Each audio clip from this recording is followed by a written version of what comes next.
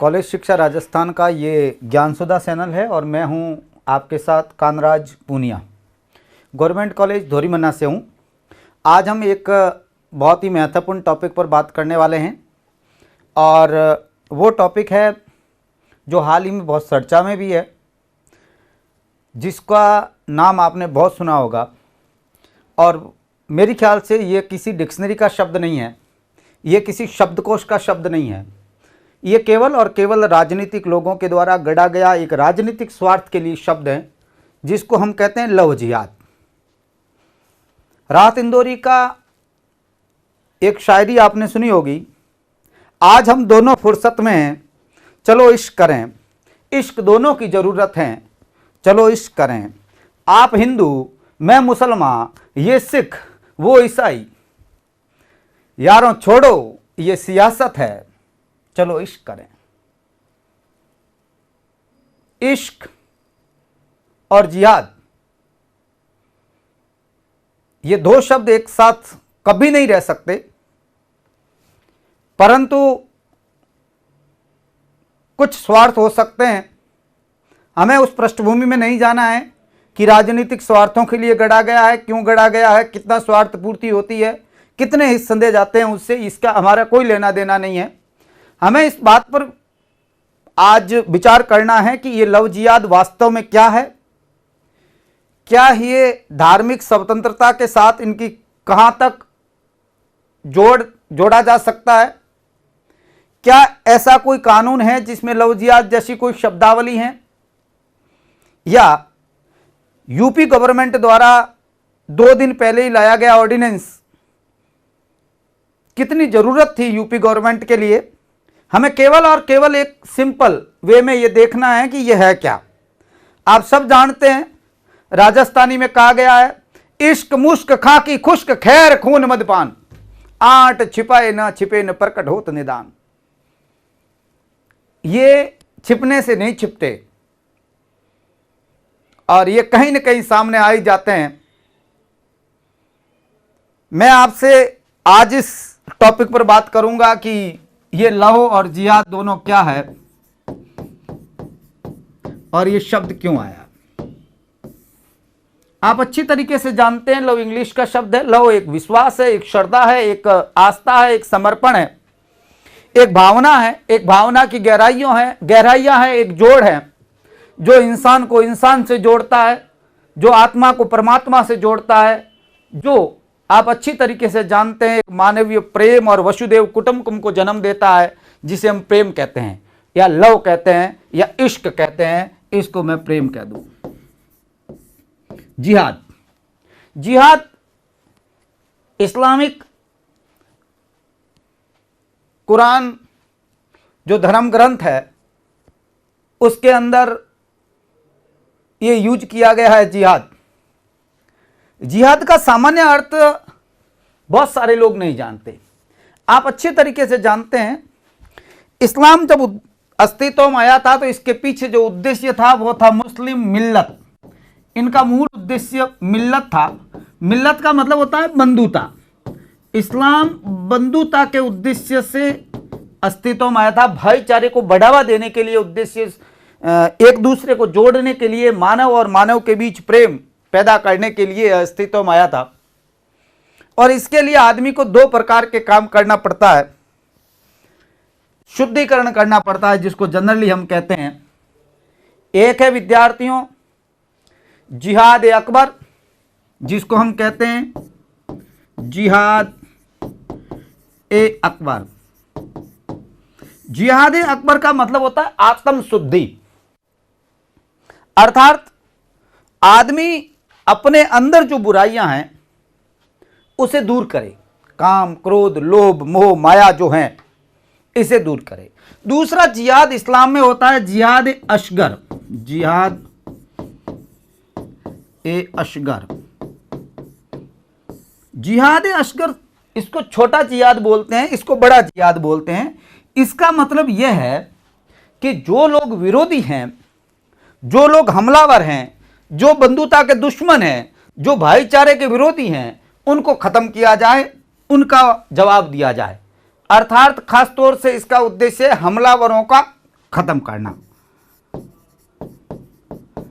किस पर हमलावर? बंधुता पर जो नुकसान पहुंचाते हैं उनका खात्मा करना। और जिहाद अकबर का मतलब होता है ऐसा जिहाद जिससे आदमी आत्म शुद्धि करे। ये दोनों प्रकार के जिहाद हैं, यहां आत्म शुद्धि से है। अब देखिए इस्लामिक आक्रमणों के साथ ये शब्द हमारे यहां पर धीरे धीरे धर्म युद्ध के रूप में बन गया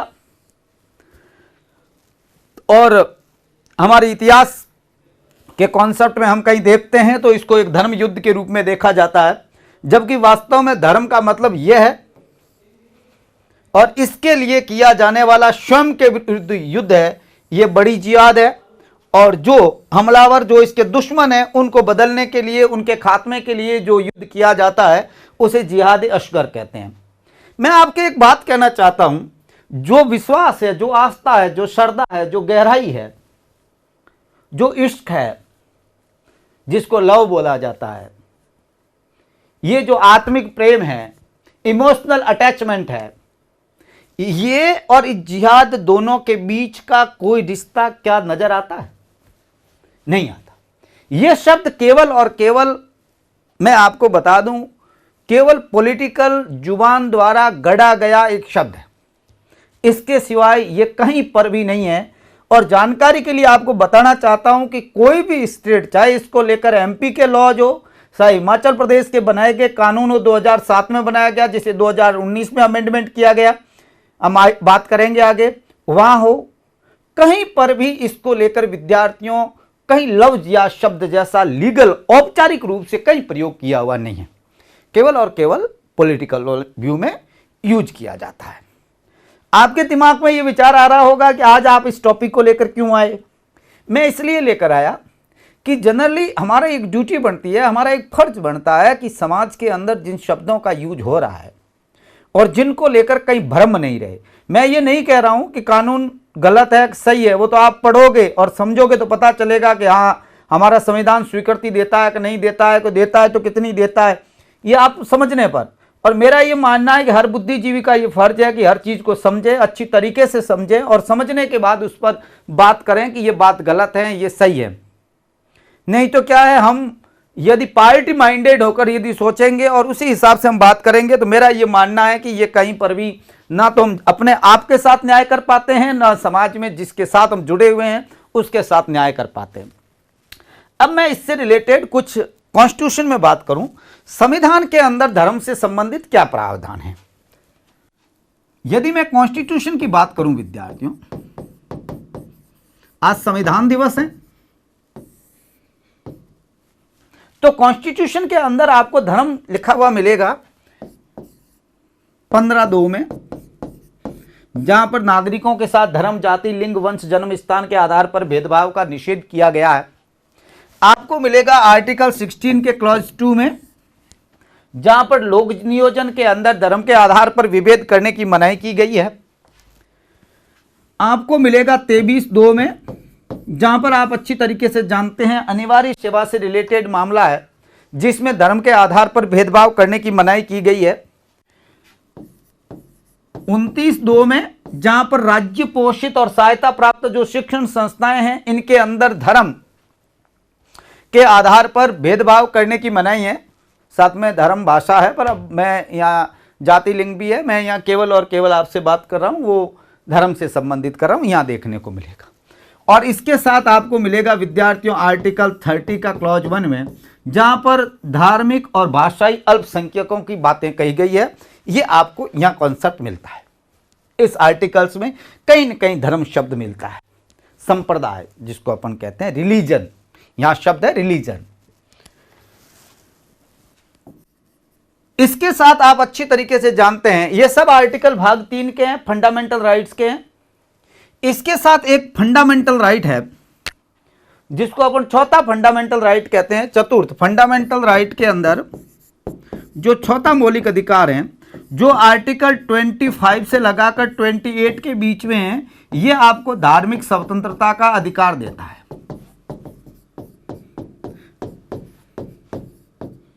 किसको देता है ये धार्मिक स्वतंत्रता का अधिकार? मैं आपको जानकारी के लिए बता दूं, ये भारत में रहने वाले प्रत्येक व्यक्ति को देता है। ओनली सिटीजन्स के लिए ये कोई प्रावधान नहीं है, ये सभी नागरिकों के लिए है, और सॉरी सभी व्यक्तियों के लिए है, चाहे वो इंडियन है, चाहे वो विदेशी हैं, चाहे कहीं का रहने वाला है। विधिक रूप से भारत के अंदर जो भी रह रहा है वो विद्यार्थियों, उसे धार्मिक स्वतंत्रता का अधिकार है। इस धार्मिक स्वतंत्रता के अंदर एक आर्टिकल है जिस पर मैं डिस्कस करने वाला हूं आज, जिस पर हमें बात करनी है, जिसे हमें समझना जरूरी है। वो विद्यार्थियों आर्टिकल है, सबसे इंपॉर्टेंट आर्टिकल है, वो आर्टिकल है आर्टिकल 25। ये आर्टिकल मैं आज डिस्कस इसलिए कर रहा हूं कि आपको जब भी इस मामले पर बात करनी होती है तो आपको यहां पर जाना पड़ेगा, एक बार यहां विचार करना पड़ेगा कि वास्तव में ये मामला क्या है। इस आर्टिकल के अंदर दो क्लॉज हैं, एक है 25 का क्लॉज 1 और एक है विद्यार्थियों 25 का क्लॉज 2। ये दो क्लॉज हैं और इसके अंदर एक क है और एक ख है, सब क्लॉज है। हमें ज़्यादा उस पर आप कहेंगे साहब इतनी गहराई की कहाँ ज़रूरत है, तो मैं आपको जनरली बता दूं कि जब आप किसी कानून पर विचार कर रहे होते हैं, फंडामेंटल राइट्स को आप ध्यान में रखकर, तो हमारे को ये बात ध्यान में रखनी पड़ेगी। और इसके साथ जब मैं आगे राइट्स की बात करूंगा, लॉज की बात करूंगा, तब मैं आर्टिकल 14 एंड 21 की भी बात आपसे करूंगा। पर यहां जो धर्म से संबंधित कॉन्स्टिट्यूशन के अंदर जो बात है उसकी मैं बात कर रहा हूं। अब मेरी एक बात समझिए विद्यार्थियों, आर्टिकल 25 का जो क्लॉज 1 है वो प्रत्येक व्यक्ति को अंतःकरण की, बहुत अच्छी तरीके से यहां एक बात समझना होगा, अंतःकरण। अंतःकरण का मतलब होता है, करण मतलब इंद्री, और आप अच्छी तरीके से जानते हैं हमारी फिलॉसफी में इंद्रियां 11 प्रकार की हैं। 5 ज्ञानेंद्रियां हैं, 5 कर्मेंद्रियां हैं और एक अंतः इंद्रिय है। अंतः इंद्रिय का मतलब होता है मन, कर्ण मतलब इंद्री, अंतः मतलब आंतरिक इंद्री जो है मन है। यहां तो अंतःकरण का मतलब अपने को मन से, अंतःकरण की। और मेरी बात अच्छी तरीके से समझिए, यहां अंतःकरण के बीच में लिखा हुआ है और धर्म के अबाध रूप से मानने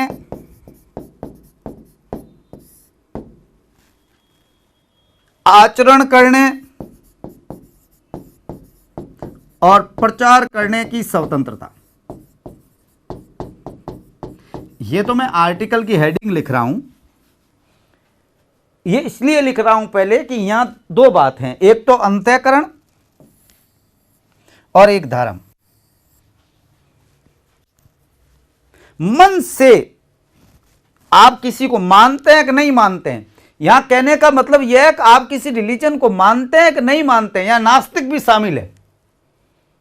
यदि कोई विश्वास नहीं करता है किसी धर्म में, उसको भी यह स्वतंत्रता है, धार्मिक स्वतंत्रता का राइट उसको भी है। और यदि कोई किसी रिलीजन को मानता है तो उसे भी अबाध रूप से बिना बाधा के उसको मानने का, आचरण करने का और प्रचार करने का। 3 शब्द हैं, अच्छी तरीके से आपको यहां समझना पड़ेगा।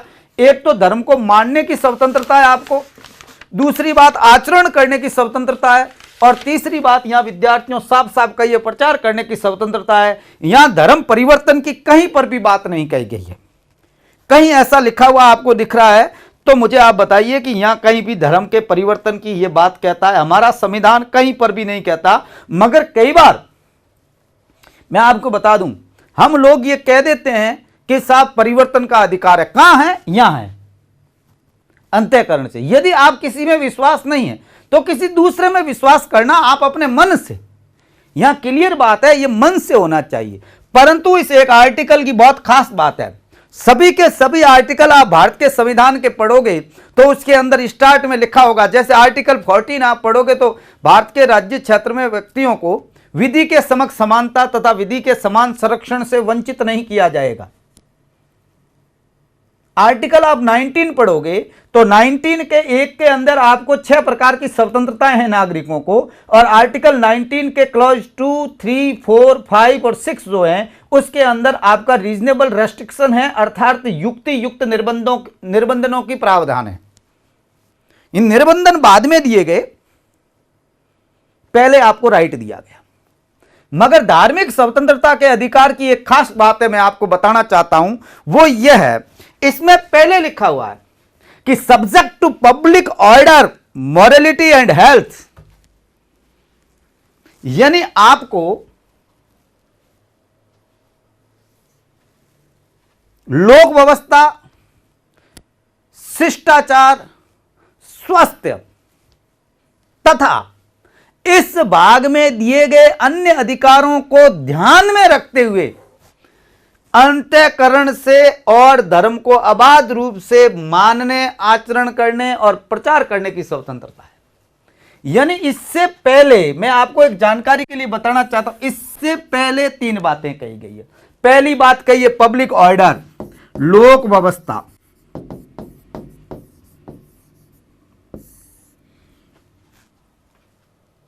पहले हैं। धार्मिक स्वतंत्रता का अधिकार बाद में है। लोक व्यवस्था खराब नहीं होनी चाहिए। दूसरी मोरालिटी, नैतिकता, उसके बाद में तीसरी बात इसमें लिखा हुआ एंड हेल्थ, स्वास्थ्य। यह पहले ध्यान रखना पड़ेगा, फिर यह करना पड़ेगा। बाकी में क्या है, पहले राइट है, फिर युक्ति युक्त निर्बंधन है। इसमें क्या है, पहले युक्ति युक्त निर्बंधन है, पहले उसके ऊपर रेस्ट्रिक्शंस है, पहले आपको इन बातों का ध्यान में रखना पड़ेगा। तथा इसके साथ में लिखा हुआ है other provisions of in this part, इस पार्ट के अंदर जो अदर प्रोविजंस जो भी हैं, किसमें, पार्ट 3 में। इस पार्ट का मतलब पार्ट 3 में बाकी कोई भी अधिकार जो है किसी व्यक्ति का, वो प्रभावित नहीं होना चाहिए। इन बातों को ध्यान में रखते हुए आपको पहले ये फिर ये, ना कि पहले ये और फिर ये। आप कहोगे साहब इससे फर्क क्या पड़ता? फर्क पड़ता है।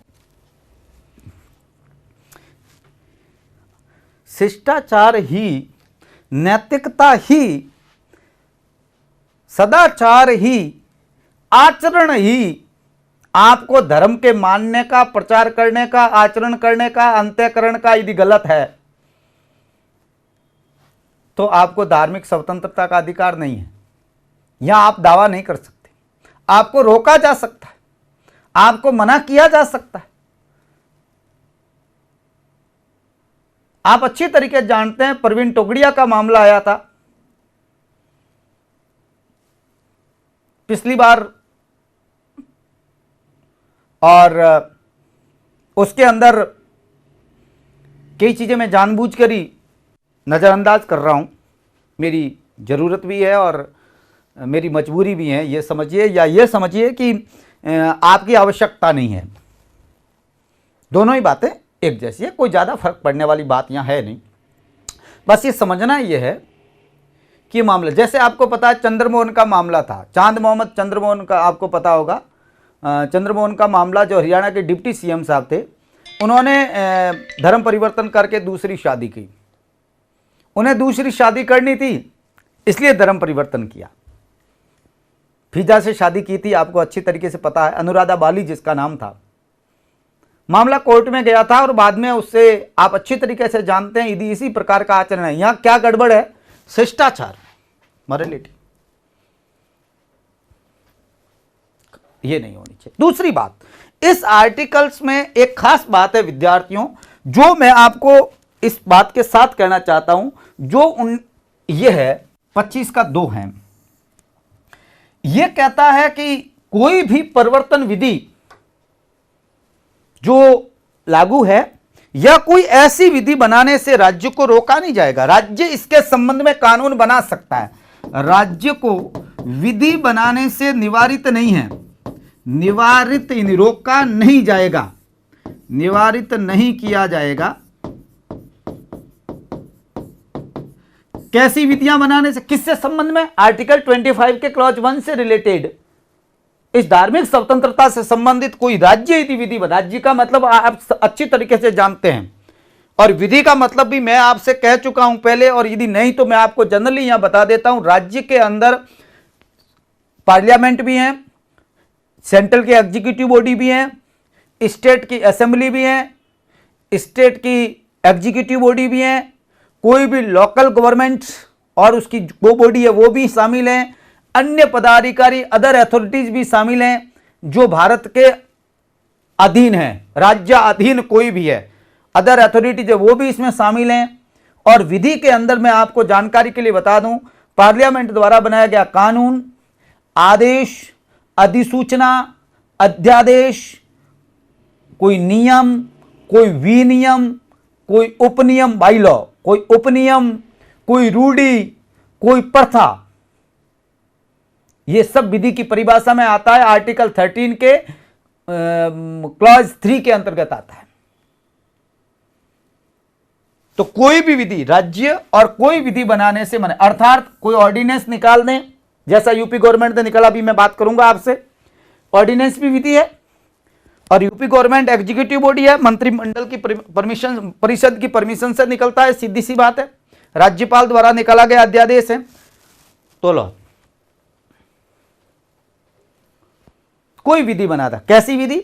ऐसी विधि जो आर्थिक,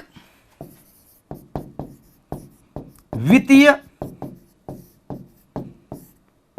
राजनीतिक, आप अच्छी तरीके से समझ रहे हैं, वित्तीय और आर्थिक का मतलब कोई ऐसा लॉ बनाती है जो फाइनेंस से रिलेटेड है, या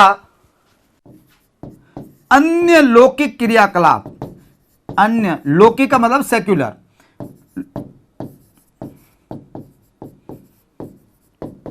क्रियाकलापों पर निर्बंधन लगाने के लिए, उसको विनियमित करने के लिए, इन पर विनियमन के लिए, इनके लिए ऊपर कोई रोक लगाने को लेकर, किसी मामले को, आर्थिक, वित्तीय, राजनीतिक या अन्य लौकिक क्रियाकलापों को लेकर यदि विधि बनाता है और उस विधि के द्वारा इस आचरण को यदि निर्बंधित करता है, रेस्ट्रिक्ट करता है, रेगुलेट करता है, तो वो गलत नहीं होगा, राज्य को रोका नहीं जाएगा, ऐसी विधियां बनाने से रोका नहीं जाएगा। अर्थात मैं कहना यह चाह रहा हूं, विद्यार्थियों, लौकिक क्रियाकलापों के मतलब हाल ही में बहुत सारे मामले ऐसे आए जिसके अंदर लालच देकर, लोभ देकर एक धर्म के आदमी द्वारा दूसरे धर्म के लड़के या लड़की द्वारा शादी कर दी जाती है, और उसके बाद में जो मामले आते हैं सामने, वो किसी कारण से करते होंगे, कैसे कर, या तो धर्म परिवर्तन करके करते होंगे या बाद में धर्म परिवर्तन कर देते होंगे, ऐसा किया जाता है, तो ये लौकिक क्रियाकलाप है। और इसको लेकर यदि इसको विनियमन के लिए यदि स्टेट कोई लॉ बनाता है तो गलत नहीं है। अर्थात आप क्लियर समझिए, यूपी स्टेट ने क्या जो अध्यादेश जारी किया है वो गैर संवैधानिक है प्रथम दृष्टया। एक बात समझें आप, जनरली कानून बना सकता है तो बना सकता है, ये तो बात इट्स क्लियर, राज्य के पास अधिकार है इस मामले, इस मामले, इस मामले या इस मामलों से रिलेटेड कोई लॉ। दूसरी बात, सामाजिक व्यवस्था और सुधार को लेकर यदि कोई हिंदू संस्था है, उसमें हिंदुओं के प्रवेश को लेकर, जैसे मान लीजिए, आप अच्छी तरीके से जानते हैं ये प्रॉब्लम हिंदुओं में है ज्यादातर। हिंदू का मतलब हिंदू के अंदर यहां पर सिख भी शामिल है, जैन भी शामिल है, बौद्ध भी शामिल है। यहां पर यह स्पष्टीकरण है इस क्लॉज का, जो 15 के क्लॉज 2 का ख है, यह क है और यह ख है। उस हिंदू के अंदर जैन, बौद्ध और सिख भी शामिल हैं। यदि किसी व्यक्ति को धार्मिक संस्था में जाने से रोका जाता है और उसको लेकर यदि कोई स्टेट लॉ बनाता है प्रवेश को लेकर के, भाई प्रवेश दिया जाए, कोई गलत नहीं है, इन्हें राज्य को निवारित नहीं किया जाएगा। तो यहां एक बात तो आपको मैं क्लियर ये कहना चाहता हूं कि संविधान हमारा ये कहता है, धार्मिक स्वतंत्रता से रिलेटेड मामले में ये कहता है कि प्रत्येक व्यक्ति को ये राइट है कि वो पब्लिक ऑर्डर को, मोरालिटी को, हेल्थ को और other provision in this part जो हैं ऑफ दिस पार्ट, इस पार्ट के अंदर जो हैं, उसको ध्यान में रखते हुए उसे अंतःकरण की और धर्म को अबाध रूप से मानने की, आचरण करने की, और प्रचार करने की स्वतंत्रता देता है, परंतु इस बातों को ध्यान में रखना पड़ेगा। दूसरी बात, राज्य यदि इस मामलों को विनियमित करने के लिए इनको लेकर किसी प्रकार का कोई लॉ बनाता है या कोई ऐसा रेगुलेशन तैयार करता है तो कर सकता है, राज्य को रोका नहीं जाएगा। अर्थात जो कुछ यूपी में 24 तारीख को अध्यादेश जारी किया गया वो अभी तक कहीं गड़बड़ नहीं है। यदि आगे गड़बड़ है तो आगे पता चलेगा, अपन पढ़ेंगे तब। मगर यहां पर राज्य ऐसा कर सकता है क्या? तो प्रथम दृष्टया मैं आपको बता दूं, आरएएस के इंटरव्यू अभी शुरू हो जाएंगी और आपसे 100% सवाल आरएएस के इंटरव्यू के अंदर ये पूछ लेंगे कि लव जिहाद का मामला है, क्या स्टेट इस पर कानून बना सकता है क्या? या आपसे पूछेंगे कि धर्म परिवर्तन को लेकर यदि किसी व्यक्ति को किसी मामले में क्या राज्य कानून बना सकता है, कोई विनियमन तैयार कर सकता है? कर सकता है, क्यों नहीं कर सकता? कर सकता है। ऐसे बहुत सारे लॉज पहले से चल रहे हैं, एमपी में चल रहा है, हिमाचल प्रदेश में चल रहा है, बहुत सारे स्टेट में चलता है, बनाया जा सकते हैं, यहां कोई भी गड़बड़ नहीं है। पहली बात तो ये आपकी क्लियर हो गई। अब मैं आपसे, ये हमारा संविधान है और संविधान की व्याख्या करने का अधिकार यदि किसी के पास है तो वो हमारा सर्वोच्च न्यायालय है, वो संविधान का संरक्षक है, वो संविधान का व्याख्याकार है। हाई कोर्ट और सुप्रीम कोर्ट इसकी व्याख्या कर सकते हैं, इस लॉज की, इस हमारे राइट्स की। और ये क्या व्याख्या करते हैं और क्या सिस्टम है, मैं आपको इस पर हम आते हैं सीधे। अब मेरी बात इस पर समझिए, ये क्या प्रोविजंस है इसकी बात करते हैं। अब देखिए, मामला है मैरिज का, मामला है लव का, इश्क का। और मैं आपको बता दूं, इश्क जो है या विवाह जो है ये व्यक्तिगत कानून है। देखिए, 3 प्रकार के मैटर आते हैं। एक आता है क्रिमिनल लॉ, पूरे देश में एक जैसा चलता है क्रिमिनल लॉ, कोई प्रॉब्लम नहीं है। दूसरा आता है विद्यार्थियों, मैं बता दूं, सिविल लॉ, जिसको दीवानी कानून हम कहते हैं, आपसी लेन देन संबंधी कानून कहते हैं। सिविल लॉ के अंदर 2 प्रकार के मैटर हैं, विवाह है, शादी है, दत्तकरण है, संपत्ति उत्तराधिकार है। ये मैं आपको बता देता हूं, ये सिविल लॉ का अंदर आते हैं। ये जनरली जो देखे जाते हैं ये दीवानी कानूनों के अंदर देखे जाते हैं। हाँ, ट्रिपल तलाक जो लॉ बना है वो क्रिमिनल घोषित किया गया, इसको लेकर उसकी विवाद भी होता है, आगे मैं कभी इस पर भी डिस्कस करूंगा कि उसे क्यों क्रिमिनल बनाया गया। परंतु विवाह है वो एक सिविल है, 2 लोगों के बीच का व्यक्तिगत मामला है, और शादी। अब व्यक्तिगत कानूनों में हमारे देश के अंदर एक बात खास है कि व्यक्तिगत कानून चलते हैं, पर्सनल लॉ चलते हैं, धर्म से संबंधित कानून चलते हैं। जैसे मान लीजिए मैं आपको बताऊं, हम विवाह की बात कर रहे हैं, तो विवाह के अंदर यदि आप हिंदूज की देखोगे तो हिंदू मैरिज एक्ट देखोगे, हिंदू मैरिज एक्ट आपको पढ़ने को मिलेगा, हिंदू मैरिज एक्ट 1955 आपने पढ़ा होगा। यदि आप इसके लेकर इस्लाम को देखोगे, मुस्लिम को देखोगे, तो मुस्लिम पर्सनल लॉ बना हुआ है, मुस्लिम पर्सनल लॉ बना हुआ है 1937 में, उसके हिसाब से मुसलमानों का कॉन्सेप्ट चलता है। यदि आप ईसाई को देखोगे तो इंडियन क्रिश्चियन एक्ट बना हुआ है, मैरिज एक्ट बना हुआ है, इंडियन क्रिश्चियन मैरिज एक्ट बना हुआ है। 1872 के अंदर ये कानून बना था, जिसके हिसाब से ईसाई करते हैं। इसी हिसाब से पारसियों के अंदर Parsi marriage and divorce act बना हुआ है, जो पारसियों को लेकर खासतौर से 1936 में बनाया गया कानून है, यह काम करता है। अब आप कहोगे साहब इस कानून के हिसाब से कहां शादियां होती है? सही बात है, कानून के हिसाब से शादियां नहीं होती है, कानून के हिसाब से रजिस्ट्रेशन होते हैं। आप दोनों हिंदू हैं, लड़का और लड़की वयस्क हैं, शादी करते हैं, तो उसके बाद रजिस्ट्रेशन होता है, तो हिंदू मैरिज एक्ट के तहत होता है। मुस्लिम है, मुस्लिम पर्सनल लॉज के तहत होता है। यदि कोई मान लीजिए क्रिश्चियन है, तो Christian Indian Christian marriage act 1872 के अंतर्गत रजिस्टर्ड होते हैं ना। क्या होता है? रजिस्टर्ड होते हैं। मैरिज रजिस्ट्रेशन जरूरी है ना, रजिस्ट्रेशन होते हैं। और यदि पारसी हैं तो Persian marriage and divorce act 1936 के तहत होते हैं। It's clear? अब मैं आपको बताऊं, ये तो हमने व्यक्तिगत कानून धर्म के हिसाब से कि भाई हिंदू हिंदू से यदि शादी करता है तो ऐसे हो जाएगा, मुस्लिम मुस्लिम से करता है तो ऐसा हो जाएगा, यदि कोई क्रिश्चियन ऐसे करता है तो ऐसे हो जाएगा, पर्सियन करता है। इसका कोई दायरा नहीं होता, इश्क धर्म नहीं देखता। और लव के मामले में यदि मान लीजिए कोई हिंदू है, मैं आपको बहुत सिंपल बात बता देता हूं प्रॉब्लम कहां आती है। यदि मान लीजिए कोई हिंदू है और मुस्लिम लड़की से प्यार हो गया, या मान लीजिए कोई मुस्लिम है और हिंदू से प्यार हो गया, या कोई ईसाई है और हिंदू से हो गया, ईसाई है और मुस्लिम से हो गया, किसी का किसी से हो जाए, इसमें कोई हमें ज्यादा ध्यान देना नहीं है। यदि मान लीजिए ऐसा हो जाता है तो हमारे देश में क्या होता है, इसके लिए कानून बना हुआ है विद्यार्थियों, स्पेशल मैरिज एक्ट। मैं आपको जानकारी के लिए बता देता हूं, ये है हमारे यहां पर स्पेशल मैरिज एक्ट 1954, ये हमारे देश में। यदि मान लीजिए दोनों अलग अलग धर्मों के हैं तो उनका जो रजिस्ट्रेशन होगा वो रजिस्ट्रेशन स्पेशल मैरिज एक्ट 1954 के तहत होगा।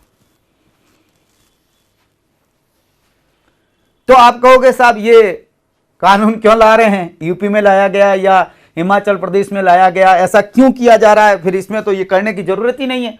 यदि कोई मुसलमान और हिंदू शादी कर सकते हैं और हमारे यहां तो कर कोई सकता है, कोई प्रॉब्लम नहीं है। शादी करना आपका फंडामेंटल राइट है, आपके जीवन साथी को चुनना जीवन का अधिकार है, आपका स्वतंत्रता का अधिकार है, आपका इक्वलिटी का राइट है। आर्टिकल 14 और आर्टिकल 21, खासतौर से आपको आर्टिकल 21 ये राइट देता है कि आप किसी भी अपने पसंद के व्यक्ति के साथ आप शादी करें।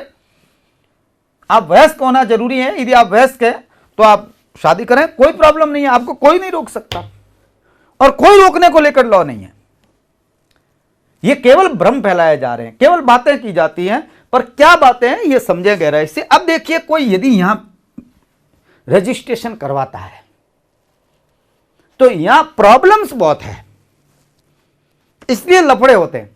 इसलिए क्या होता है कि आपको पता होगा, चाहे प्रियांशी का मामला हो, चाहे मैं आपको बता देता हूं अंजलि मिश्रा का मामला हो, आप अच्छी तरीके से जानते हैं, मैं आगे बात करूं। इन मामलों में क्या हुआ, इन मामलों में यह हुआ कि लड़की मुस्लिम थी और अंजलि मिश्रा बन के शादी की। क्यों? शादी कर लेती नूरजहां, अंजलि मिश्रा क्यों बनी? नूरजहां शादी कर लेती लड़के से और फिर नूरजहां इस मैरिज एक्ट के तहत रजिस्ट्रेशन करवा देती। प्रॉब्लम क्या थी? प्रॉब्लम थी इसमें एक प्रावधान है इस कानून में, इस स्पेशल मैरिज एक्ट में, वो ये है विद्यार्थियों कि यदि कोई शादी करता है ऐसा तो उसे लोकल लेवल पर जो मैरिज ऑफिसर है उसके सामने पहले नोटिस देना पड़ेगा, एक पब्लिक नोटिस। दोनों जाकर एप्लीकेशन देंगे कि हम दोनों शादी करना चाहते हैं, ए एंड बी। मान लीजिए एक हिंदू है और एक मुसलमान है, ये दोनों यदि जाएंगे और यहां एप्लीकेशन डालेंगे, एप्लीकेशन देने के बाद में यहां एक पब्लिक नोटिस जारी होगा। क्या जारी होगा? Public notice. मेरी बात बहुत अच्छी तरीके से समझिए, इस कानून में प्रावधान है। प्रारंभिक लोक एक नोटिस जारी होगा और इस नोटिस में ये लिखा जाएगा कि ये लड़का और ये लड़की इस धर्म से संबंधित है, ये शादी कर रहे हैं, यदि किसी को कोई ऑब्जेक्शन हो तो बताएं। और ये जिलाधीश के ऑफिस के बाहर छसपा किया जाएगा, मैरिज ऑफिसर्स के बाद, मैरिज जो ऑफिसर है उसके बाहर छसपा कर दिया जाएगा। यदि लड़का और लड़की दोनों अलग अलग जिले के हैं तो मैं आपको जानकारी के लिए बता दूं, वो नोटिस उस जिले में भी भेजा जाएगा जहां का लड़का और लड़की दूसरे जिले में, दोनों जिलों में फिर होगा, छसपा होगा। 30 डेज का इसके अंदर टाइम होगा।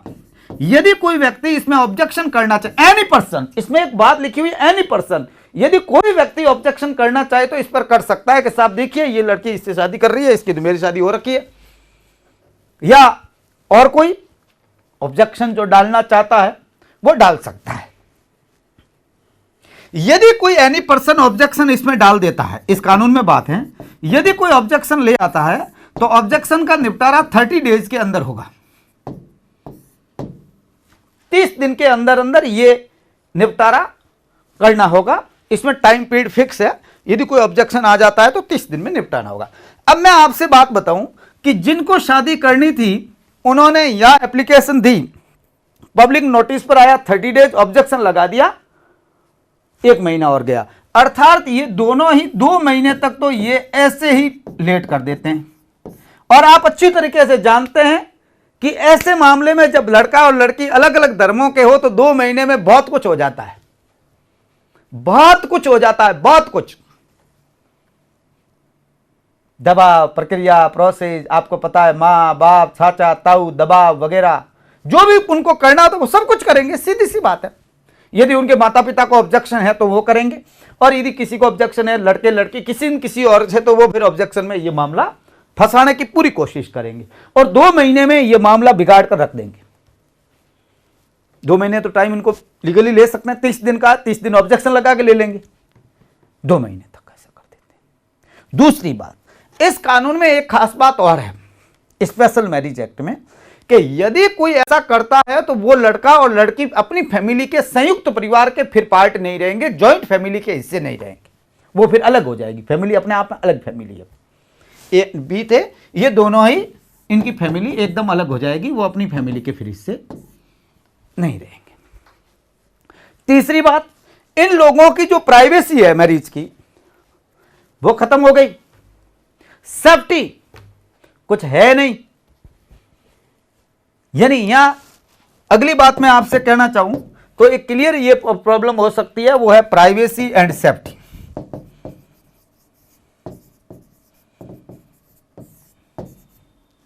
ये इस कानून में अच्छाइयां मान लो बुराइयां मान लो, मैं तो कानून की बात कर रहा हूं, अच्छाई बुराई की यहां बात है नहीं, पर आप समझ रहे हैं कि इसके तहत रजिस्ट्रेशन कराना थोड़ा मुश्किल है, थोड़ा हार्ड है, थोड़ा अलग है।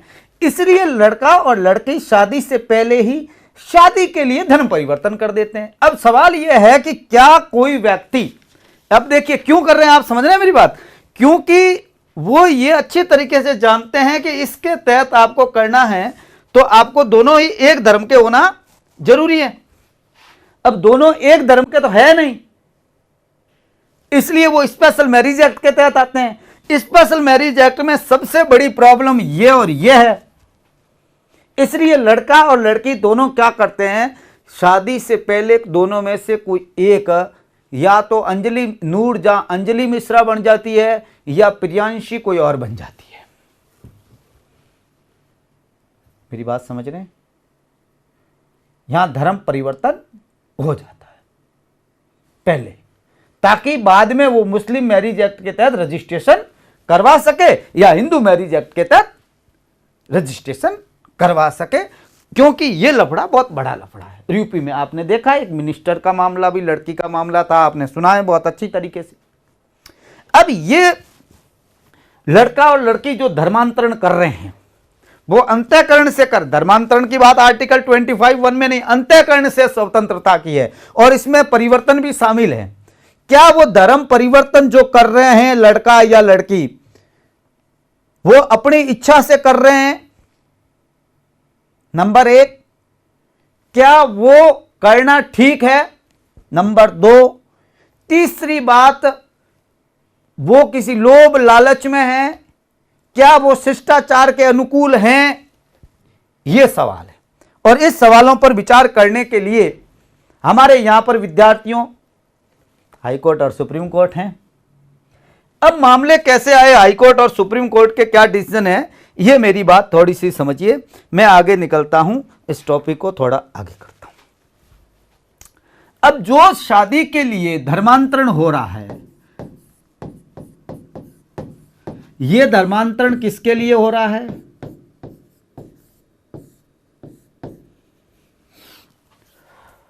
मैरिज।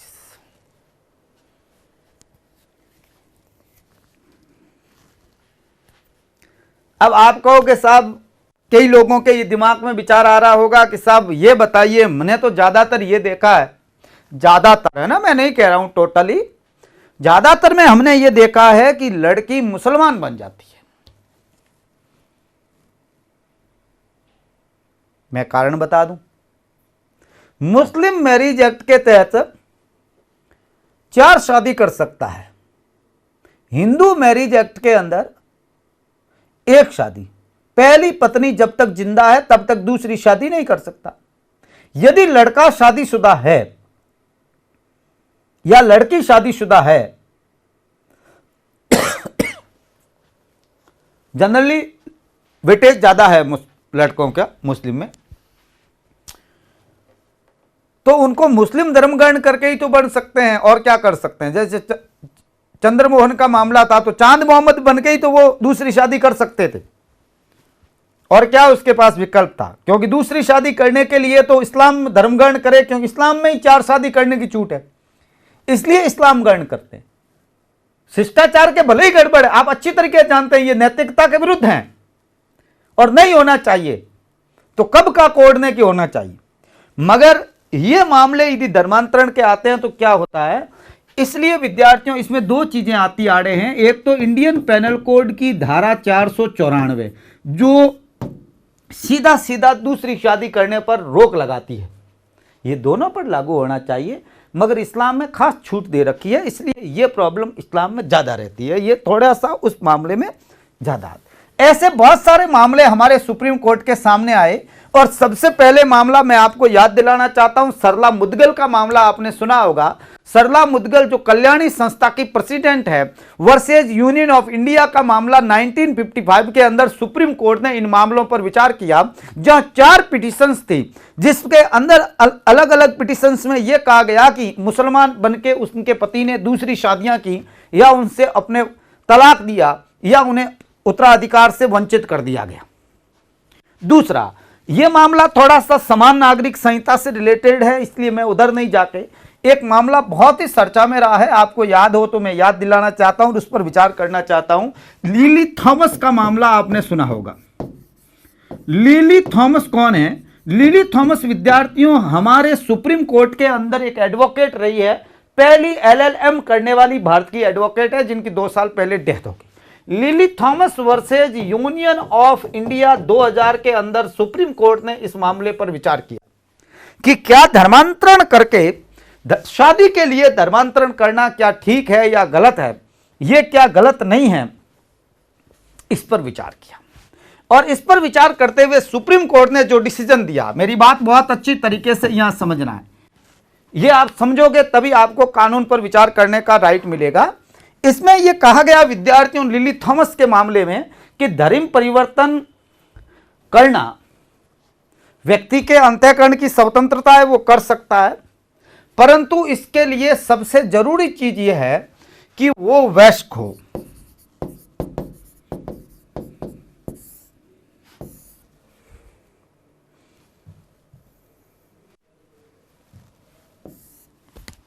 लड़का और लड़की की उम्र 18 साल से ऊपर हो, वयस्क हो। दूसरी बात, मानसिक रूप से स्वस्थ हो।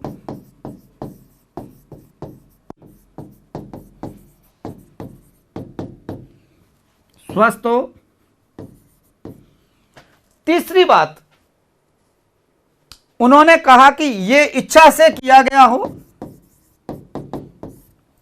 अपनी इच्छा से, यदि मानसिक रूप से स्वस्थ है और वयस्क है, बिना किसी दबाव के, बिना लोभ के, बिना लालच के कोई ऐसा करता है तो कर सकता है। दूसरी बात, यदि कोई इस्लाम धर्म ग्रहण करता है तो उसका एकात्मवाद में विश्वास होना चाहिए। एकात्मवाद, आप यह समझोगे कि शादी करने वालों को तो यह पता ही नहीं होता एकात्मवाद होता ही क्या है। एकात्मवाद में विश्वास हो, या मोहम्मद साहब के व्यक्तित्व में उसको पूर्ण विश्वास होना चाहिए, भरोसा होना चाहिए, और यह कार्य जो किया गया है यह सद्भावपूर्ण होना चाहिए। धर्म परिवर्तन यदि किया गया है सद्भावपूर्ण होना चाहिए, अर्थात इसमें व्यक्ति का हृदय परिवर्तन हुआ है, उसे लगता है कि मुस्लिम धर्म अच्छा है या ईसाई अच्छा है, इससे कोई उसको अच्छा लगता है वो ऐसा करता है और पूरी ईमानदारी से करता है तो उसे ऐसा किया जा सकता है, इसमें कोई प्रॉब्लम नहीं है। मेरा कहने का मतलब यहां साफ साफ है, यहां इंटेंशन एक क्लियर है सुप्रीम कोर्ट का। यदि कोई व्यक्ति अपने स्वस्थ मानसिक स्थिति में ईमानदारी से, सद्भावपूर्ण तरीके से, वैश्य स्थिति के अंदर यदि धर्म परिवर्तन करता है तो धर्म परिवर्तन कर सकता है, यह उसका फंडामेंटल राइट है। यह सुप्रीम कोर्ट लिली थॉमस के मामले में क्लियर कट कह रहा है। बाद में वो भले ही शादी करता है, कुछ करता है, नहीं करता है, वो मैटर अलग है, वो उसका सेकंड मैटर है, आप उसके साथ जोड़कर नहीं देखें, ये साफ कह रहे हैं।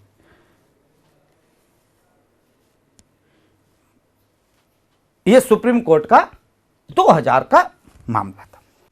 आपको मैं हाल ही के एक मामला याद दिलाना चाहता हूं, अखिला का मामला आपने सुना होगा, जिसको हादिया का मामला बोलते हैं, केरला का एक मामला था। ये पॉलिटिक्स कैसे होती है इसमें? हादिया के मामले में यह हुआ कि हादिया ने धर्म परिवर्तन किया था, मामला हाईकोर्ट में गया था केरला के, और केरल हाईकोर्ट ने उनकी शादी को रद्द कर दिया था कि आपने केवल और केवल शादी के लिए ही धर्म परिवर्तन किया है, इसलिए ये कर ही नहीं सकते, ये गलत है, आप ऐसा नहीं कर सकते। और आपको एक बहुत स्पेशल बात बताना चाहता हूं कि इस मामले के अंदर सरकार ने एनआईए से इन्वेस्टिगेशन करवाया था। एनआईए क्या है मैं यहां डिस्कस नहीं करना चाहता, पॉलिटिक्स हो जाएगी। एनआईए से जांच करवाई थी और जांच के बाद कुछ भी नहीं मिला। सुप्रीम कोर्ट के आपको बता दूं डीवाई चंद्रचूड़ साहब ने 9 अप्रैल 2018 को डिसीजन देते हुए यह कहा कि कोई भी व्यक्ति अपनी इच्छा से धर्म परिवर्तन करता है, यह उसका राइट है। यह आर्टिकल 21 के अंदर उसका राइट है कि वो अपनी मर्जी से किसी से शादी करे, क्या करे। आप उस मामले में किसी प्रकार का रेस्ट्रिक्शन नहीं लगा सकते, उनकी इच्छा पर आप अपनी इच्छा नहीं थोप सकते। आप कैसे कर सकते हैं ऐसा? और हादिया का मामला बहुत चर्चा में रहा, बहुत अखबारों में रहा, आपने बहुत अच्छी तरीके से देखा। दूसरा, हाल ही में एक मामला चर्चा में रहा इलाहाबाद यूपी का, जिसके अंदर नूरजहां बेगम एक मुस्लिम जन्म से लड़की थी और उसने शादी के लिए अंजलि मिश्रा बन गई। वास्तव में उसका नाम था नूरजहां बेगम, और क्या बन गई?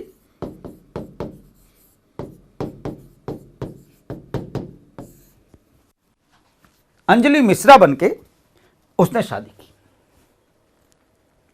क्योंकि उसे हिंदू लड़के से शादी करनी थी। अब आप अच्छी तरीके से मैं आपको बता देता हूं, आप कहोगे साहब उसने क्यों धर्म परिवर्तन किया? 1 महीने पहले कर रही है, शादी से 1 माह पूर्व, शादी से 1 माह पूर्व ऐसा किया। क्यों किया? क्योंकि स्पेशल मैरिज एक्ट में लफड़े है ना, उन्होंने धर्म परिवर्तन किया और शादी कर ली। मामला हाईकोर्ट में गया। हाईकोर्ट ने क्या कहा ये सुनिए। इलाहाबाद हाईकोर्ट के अंदर गया और इलाहाबाद हाईकोर्ट ने कहा कि शादी के लिए धर्म परिवर्तन करना अवैध है, अस्वीकार्य है, नल एंड वॉइड है, शून्य है, ऐसी शादियां नहीं हो सकती, ये गलत है, ऐसा नहीं कर सकते आप, केवल और केवल शादी के लिए आप ऐसा नहीं कर सकते। मामला क्या था? मामला यह था कि अंजलि मिश्रा ने यूपी गवर्नमेंट से यह मांगा कि साहब हमने शादी की है और इससे हमारा कई धार्मिक तत्वों से हमारी जान को खतरा है, ठेकेदारों से, इसलिए 226 के तहत उसने याचिका हाईकोर्ट में डाली कि हमें जीवन की सुरक्षा प्रदान की जाए, हमें सेफ्टी प्रदान दी जाए, हमें सुरक्षा दी जाए। हाईकोर्ट ने कहा देखिए आप एक तरफ तो धार्मिक स्वतंत्रता देख रहे हैं, दूसरी शादी कर रहे हैं और साथ में सुरक्षा मांग रहे हैं, ऐसा नहीं है। ये आप शादी के लिए धर्म परिवर्तन करते हैं, ऐसा गलत है, हम आपको किसी प्रकार की कोई सुरक्षा नहीं देंगे। और विद्यार्थियों जो 226 के तहत हाईकोर्ट में पिटीशन डाली गई थी, याचिका डाली गई थी अंजलि मिश्रा द्वारा, यह रिजेक्ट कर दी गई, कैंसिल कर दी गई। परंतु इसमें एक हाईकोर्ट ने कहा जरूर, यह कहा वो बात इंपॉर्टेंट है हमारे यहां पर टॉपिक के हिसाब से, कि शादी के लिए धर्म परिवर्तन करना या शादी के उद्देश्य के लिए धर्म परिवर्तन करना कभी भी जायज नहीं ठहराया जा सकता, सही नहीं ठहराया जा सकता। अब मामला क्या हुआ, मैं आपको यह बात 2014 के बाद की बात मैं आपसे बात बताना चाहता हूं कि एक मामला हाल ही में जो चर्चा में चला, 2-4 दिन पहले अखबारों में चला, वो था प्रियांशी, एक हिंदू लड़की है। कानपुर में जो कुछ हुआ उस पर मैं नहीं जाना चाहता, आप अच्छी तरीके से जानते हैं, उन पर इन्वेस्टिगेशन चल रहा है। 14 लोगों में से 3 का तो 11 के विरुद्ध उन्होंने एफआईआर जो चालान पेश किए हैं। आगे क्या होगा ये बात आगे की है, यहाँ पॉलिटिक्स की बात करना मैं चाहता नहीं हूँ, इसलिए करना नहीं चाह रहा, इस मुद्दों पर मामला नहीं ले जाना चाहता। एक मामला था प्रियांशी हिंदू लड़की है, यहां थोड़ा सा आप समझना। और प्रियांशी ने धर्म परिवर्तन करके कुमारी शमरेन बन गई, ये बन गई शमरेन, अर्थात हिंदू थी और इस्लाम ग्रहण कर लिया, मुस्लिम बन गई। आप समझ रहे हैं मेरी बात? यह मामला इलाहाबाद हाईकोर्ट के अंदर गया। पंकज नकवी जो हाईकोर्ट के जस्टिस थे, उन्होंने इस मामले पर डिसीजन दिया 24 नवंबर वर्सेज, मैं आपको बता देता हूं, यूपी स्टेट का मामला है। और विद्यार्थियों, ये 24 नवंबर 2020 को एक निर्णय आता है इलाहाबाद हाईकोर्ट के द्वारा। और इलाहाबाद हाईकोर्ट ने जो कहा वो सुनिए। इलाहाबाद हाईकोर्ट ने कहा कि कोई भी व्यक्ति अपनी पसंद के व्यक्ति के साथ रहने का उसे पूरा अधिकार है, चाहे वो किसी भी धर्म को मानता हो, वो किसी भी धर्म में आस्था रखता हो, विश्वास रखता हो, उसे कोई फर्क नहीं पड़ता। ये व्यक्तिगत जीवन और स्वतंत्र।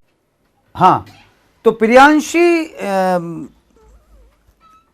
कुमारी शमरेन के मामले में जो क्या कहा, हाईकोर्ट ने कहा कि यदि दोनों व्यक्ति वयस्क हैं और वो साथ में रहते हैं तो उनके वो व्यक्तिगत स्वतंत्रता का अधिकार है, उसके जीवन का अधिकार है, वो आर्टिकल 21 के अंदर अंतर्निहित अधिकार हैं, उसका फंडामेंटल राइट है, वो ऐसा कर सकते हैं, भले ही वो एक ही लिंग के हो।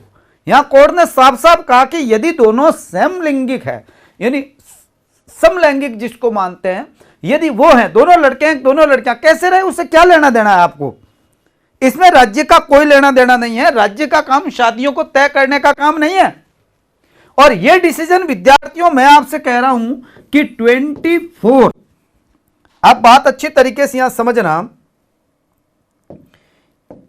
यह डिसीजन आ रहा है 24 नवंबर 2020 को। और हाई कोर्ट के इसी डिसीजन के साथ एक बहुत बड़ा चेंजेज, मेरी बात समझना, यूपी गवर्नमेंट ने कैबिनेट की मीटिंग बुलाई। तैयारियां पहले से चल रही थी, बहुत सारे स्टेट इस मामले पे कह चुका है। मैं बता देना चाहता हूं, हिमाचल प्रदेश इसमें अपनी तैयारी कर रहा है, जो ये कह चुका है। हिमाचल प्रदेश का तो बनाया हुआ ही है, मगर कर्नाटक स्टेट इस पर कह चुका है कि हम कानून बनाएंगे। हरियाणा कह चुका है, हरियाणा के होम मिनिस्टर साहब ने अभी विधानसभा के अंदर कहा कि हम कानून बनाएंगे। निकिता तोमर के मामले के बाद में आपको अच्छी तरीके से पता है, जहां एक मुस्लिम लड़के के द्वारा जो हुई डेथ। यूपी स्टेट ने अपनी कैबिनेट की मीटिंग बुलाई और विद्यार्थियों एक ऑर्डिनेंस जारी किया। यूपी ने इस डिसीजन को निष्प्रभावी करने के लिए, या इस पर ओवरलैपिंग कह दूं, ओवर रूल्ड कह दूं या नहीं है, देखिए आप क्या है। यूपी कैबिनेट की मीटिंग हुई और यूपी कैबिनेट ने एक राज्यपाल साहब को कहा कि आप ऑर्डिनेंस जारी करिए। उन्होंने एक विद्यार्थियों ऑर्डिनेंस जारी करवा दिया। ऑर्डिनेंस आप अच्छी तरीके से जानते हैं, राज्यपाल 213 के तहत निकालता है। भारत के संविधान के आर्टिकल 213 के तहत उन्होंने एक ऑर्डिनेंस निकलवा दिया। और इस ऑर्डिनेंस के अंदर क्या बात कही गई, जिस ऑर्डिनेंस को जनरली हम एक नाम से जानते हैं, यूपी उत्तर प्रदेश विधि विरुद्ध धर्म संपरिवर्तन प्रतिषेध अध्यादेश 2020। इस अध्यादेश से मैं आपकी बात करूं, इलाहाबाद हाईकोर्ट के डिसीजन के बाद प्रियांशी मामले में, तो ये एक स्टेट के कानून का नकल है, या एक स्टेट द्वारा बनाए गए कानून को आदर्श बनाकर, मानकर, उसको ध्यान में रखते हुए ये एक प्रकार का ऑर्डिनेंस जारी किया गया। ये ऑर्डिनेंस किसके ध्यान में रखा गया, ये थोड़ी सी मेरी बात आप थोड़ी समझ लीजिए। मैं आपसे बात करूं, हिमाचल प्रदेश के अंदर एक कानून चलता है, धर्मांतरण विरोधी कानून। धर्मांतरण, रिलीजियस कन्वर्जन जो है होता है, धर्मांतरण प्रोहिबिशन विरोधी कानून। ये 2007 में कानून बनाया गया था और 2019 में इसे दोबारा पास किया गया, थोड़ा हार्ड बनाया गया। ये हिमाचल प्रदेश का है। मेरी बात बहुत अच्छी तरीके से यहां समझना। इस कानून के अंदर कुछ इंपॉर्टेंट बातें हैं, मैं आपको बताना चाहता हूं। ये इसमें कहा गया है कि कोई भी व्यक्ति न बल से,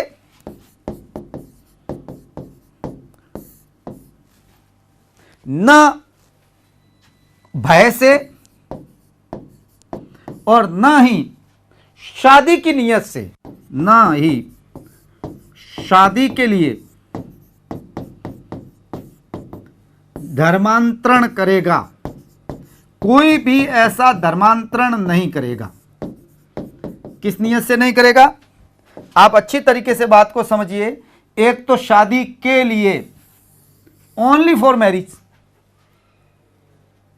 ऐसा कोई नहीं करेगा। और यदि कोई ऐसा करता है, बात अच्छी तरीके से यहां समझना, इस कानून में है कि यदि कोई ऐसा करता है तो किसी भी पार्टी के ऑब्जेक्शन पर, किसी भी, चाहे लड़का पक्ष का हो या लड़की पक्ष के हो, कोई यदि ऑब्जेक्शन करता है तो उस शादी को शून्य घोषित कर दिया जाएगा, नल वॉइड घोषित कर दिया जाएगा। और साथ ही यह अपराध जो होगा, जो धर्मांतरण होगा, यह कॉग्निजेबल अपराध होगा। कॉग्निजेबल का मतलब होता है विद्यार्थियों ऐसा मामला जहां पर पुलिस बिना किसी न्यायिक वारंट के गिरफ्तार कर सकती।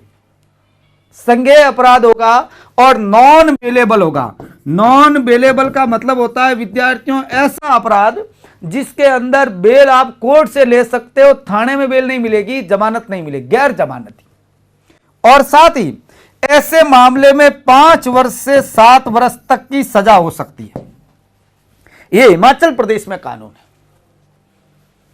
यदि कोई व्यक्ति बल से, लालच से, डरा धमकाकर, भय से या शादी की नीयत से धर्मांतरण करता है तो किसी भी पार्टी के ऑब्जेक्शन पर उस शादी को शून्य घोषित किया जाएगा। और इस प्रकार का अपराध एक संज्ञेय और गैर जमानती अपराध होगा और 5 से 7 साल तक की सजा दी जा सकेगी।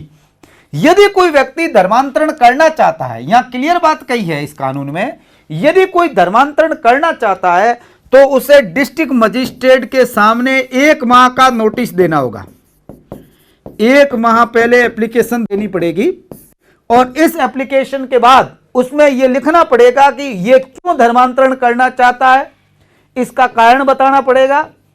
और इसके साथ में मैं आपको जानकारी के लिए बता देता हूं, इसमें साफ लिखा है कि कारण के साथ इस बात का शपथ पत्र देना पड़ेगा कि मेरा कोई इंटेंशन गलत नहीं है। यह शपथ पत्र देगा और उसके बाद डीएम स्वीकृति देगा, तब वो धर्मांतरण कर सकता है। धर्मांतरण की रोक नहीं है, मगर धर्मांतरण के लिए आपको डिस्ट्रिक्ट मजिस्ट्रेट को पहले नोटिस देना पड़ेगा।